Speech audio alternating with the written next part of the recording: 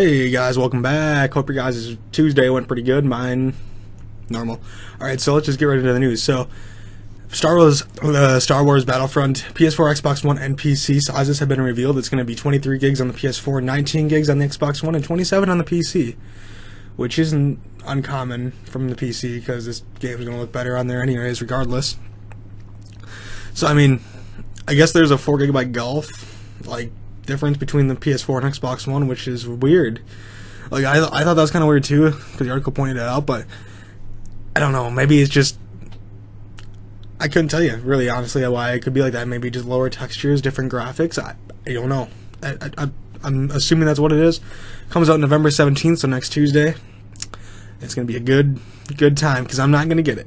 But it looks like a really good game, by the way. There's some screenshots here, and I'm looking at them right now. They look really good. I played the beta. The beta was pretty good. So, yeah.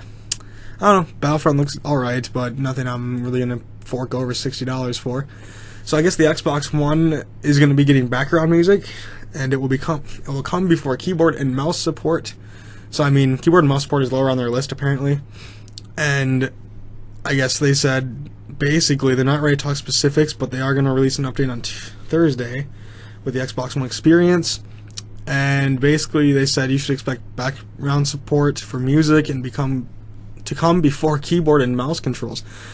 So this is what Xbox engineer Mike Ybarra said. We actually have keyboard support right now, not for games, but you can attach it to do input. So I don't know what you really use a keyboard for, but hey, whatever. It says it's on our list for, obviously referring to the keyboard and mouse support. Some things pop up and didn't work about the full keyboard and support. I would like to say it's one kind of lowered on the list relative to things that like the background music. The list goes on. It certainly is on the backlog of things, and we're looking at it, and if more and more fans are asking for it, it'll get more interest. Would people want an Xbox One Windows desktop in their living room? It's interesting to think about. I don't know why I just couldn't read that, but basically what he said, it's really low on the list right now. They're not really worried about it. If it gets more attention in the future, they're going to look into it harder and try to get it out. But realistically, how many people actually want a keyboard and a mouse in their living room? It's the whole reason people get a console, isn't it? I feel like that just defeats the purpose.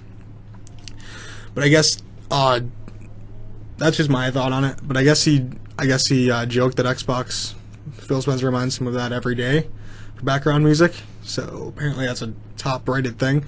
He says, the great thing about Windows 10 on Xbox One is that it really allows us to increase the efficiency of the system, other tasks, and take resources to run become easier for us to implement. Background music is something we know our fans want. It's on our list, and we're definitely looking at it. So that's interesting, because I believe PS4 does have background from Spotify, if you guys didn't know. Because I can play MLB and listen to Drake. I don't know. So I'm surprised Xbox hasn't had that yet, but PS4 has had it for a while now, ever since they got Spotify going. And yeah, so look forward to background support, I guess, background music support. And more than 21,000 people have voted for play music from apps without snap background music. So basically, you can just play a game and not have to worry having to snap music so you can listen to it. Which, still, again, it surprises me that they haven't had it yet, but they're going to be getting it in the future. Soon. Thursday. I believe it was Thursday is what he said. I can't remember. There's so much going on right now. Oh, never mind. I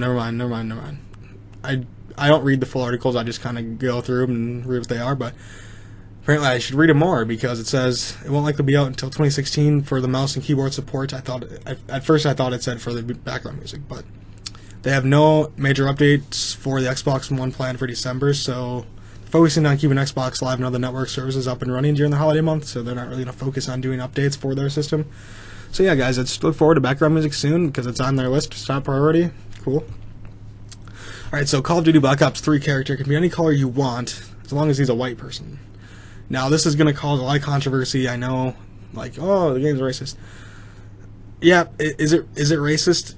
Maybe not, because that's the character they're portraying. It's no different than, really, honest, it's no different than what NBA is doing with their game. You're basically, they used to have, a black person's voice, now they kind of change it to neutral. I don't know what's so different, or so difficult for them to have two separate voices, a white person's voice and a black person's voice, I don't know. But it's basically like that, and it's no different than like the Fallout game. You're portraying one player. Well, I believe Fallout 4 is one player. It was the same with Assassin's Creed though too. They want to portray that character. They want to basically make him look as believable as his voice is. They're not gonna have like some high pitched voice and not have him.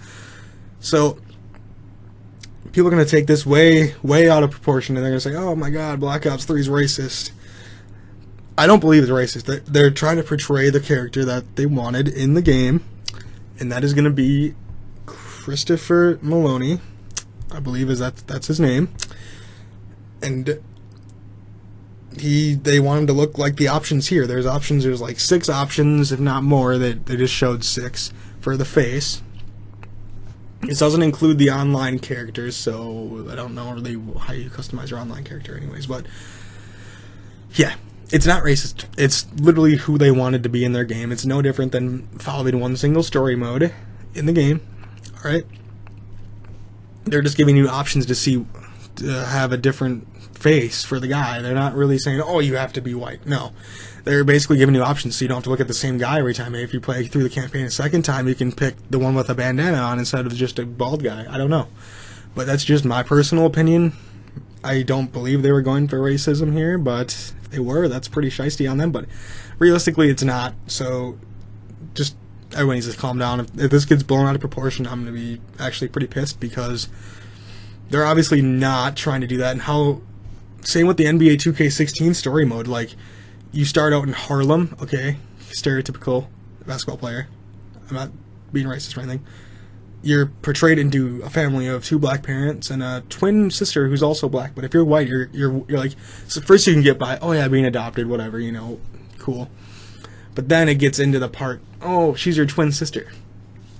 Okay, that's a little bit fucked up when my parents are black and my sister is black, and I'm white.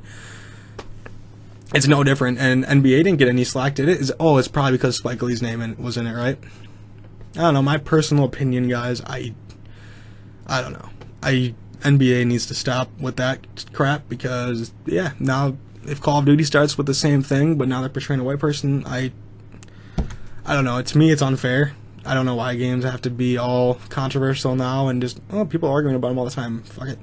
But honestly, just don't worry about it, guys. They're not portraying to be racist. NBA might have been, but they're kind of shiesty with that whole thing, but I'm not going to talk about it anymore, because I'm not a racist person. I'm just saying, I'm just pointing out the facts and what I like and what I don't like. So, alright guys, like this video, make sure to watch me tomorrow. Don't forget to comment, rate, and subscribe, and follow me on Twitch, Twitter, and Facebook. I will see you guys tomorrow. Have a good one.